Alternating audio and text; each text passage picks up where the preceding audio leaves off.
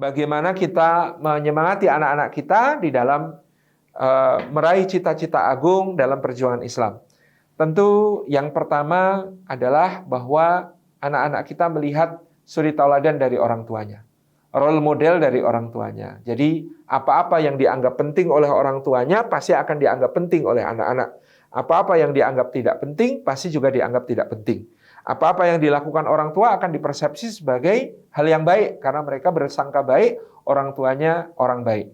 Dan apa yang tidak dilakukan orang tuanya akan dipersepsi sebagai aktivitas yang tidak baik. Nah, misalnya kita mengatakan, nak baca Quran dong nak. Enggak baca Quran itu enggak baik. Kok bisa baca Quran kok enggak baik? Iya, soalku ayahku tidak pernah. Soalnya ayahku tidak pernah. Karena tidak pernah dilakukan oleh ayah, maka itu pasti tidak akan dianggap sebagai hal yang baik dan hal yang penting. Sebaliknya, hal yang dilakukan oleh orang tua pasti akan dianggap baik. Makanya misalnya anaknya dibilang, jangan ambil barang pakai kaki nak, enggak sopan. Oh sopan, kok sopan? Iya bundaku sering. Nah karena bundanya sering, maka dia akan menganggapnya sebagai sesuatu yang jadi anak-anak kita itu lebih percaya pada apa yang dilihat daripada apa yang didengar.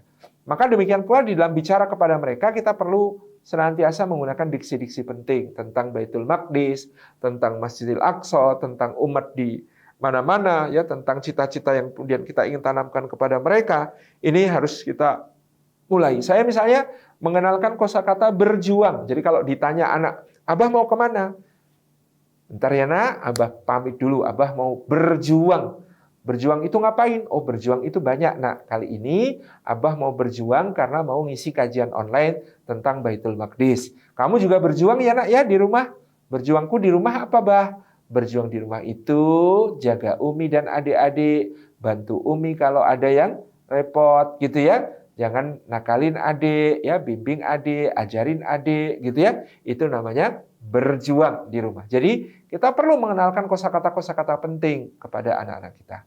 Yang berikutnya tentu karena anak-anak kita ini hidup di zaman digital, mereka tidak lepas dari gadget, tapi kita tentu harus meminimalisasi jangan sampai orang tua itu menjadikan anak-anaknya kecanduan gadget. Kenapa orang tua yang tertuduh? Karena gadget itu responsif, Bapak Ibu yang dirahmati Allah. Gadget itu kalau disentuh dan dipencet pasti ngasih respon. Nah, ini akan menjadi sesuatu yang selalu menjadi pelarian mereka kalau orang tuanya sebaliknya. Orang tuanya tidak responsif. Dipanggil 5 kali baru nengok, nengoknya saja bentak. Apa sih? Nah, ini baru tentu beda sama gadget yang disentuh dan dipencet pasti ngasih respon. Nah, orang tuanya dipanggil 5 kali baru nengok, nengoknya aja bentak. Ditarik-tarik 3 kali baru nengok, nggak lihat apa? Bunda kan lagi sibuk. Nah, tentu mereka lebih memilih gadget, ya. Sedangkan seharusnya kita sebagai orang tua tentu harus mengenalkan banyak nilai kepada mereka melalui aktivitas bersama. Jadi, ya PR kita menjadi orang tua yang kalau disentuh-sentuh dan dipencet-pencet itu lebih asyik daripada gadget. Itu penting. Yang berikutnya tentu ya kita perlu senantiasa kepada mereka memberikan fasilitas pada segala hal yang baik yang mereka cenderungi. Jadi kalau hal-hal yang baik itu perlu difasilitasi segera oleh orang tua. Anaknya senang potret-potret, ya belikan kamera yang memadai, ya. Anaknya senang desain, ya belikan laptop yang memadai. Ya anaknya senang basket, ya kalau bisa sediakan ring meskipun patungan sama tetangga gitu ya. Kemudian ini akan menjadi sesuatu yang mereka paham bahwa orang tuanya memfasilitasi segala sesuatu yang baik bagi mereka. Ini karena yang buruk itu kalaupun tidak difasilitasi mereka cari fasilitas sendiri. Tapi yang baik-baik perlu kita tunjukkan bahwa kita memberi perhatian dan memberikan mereka fasilitasi. Yang berikutnya adalah usahakan nyambung kalau ngobrol. Artinya ya orang tua tetap harus tahu apa-apa yang menjadi dunia anak-anak kita hari ini. Ya, qadarullah misalnya anaknya sudah terlanjur seneng K-pop, makanya bunda-bunda juga harus ngerti siapa itu Jungkook, ya, siapa itu Max Changmin, gitu ya, supaya kemudian ketika ngobrol sama anaknya bisa nyambung, bisa ngomentarin dan ngarahkan kepada yang lebih baik. Apa sih hebatnya Changmin, gitu ya? Kemudian anaknya cerita, oh gini.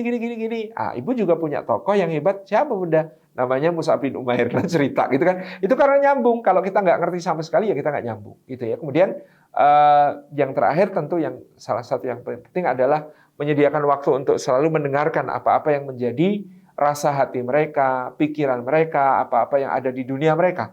Karena dunia mereka bergerak begitu cepat, kita sebagai orang tua tentu harapannya tidak ketinggalan, dan salah satu cara untuk tidak ketinggalan supaya anak-anak itu kalau ada apa-apa cerita pertama kalau bisa kepada orang tua. Jangan sampai cerita di medsos, jangan sampai cerita ke teman curhat yang tidak jelas. Maka caranya adalah membuat mereka merasa aman untuk curhat sama kita.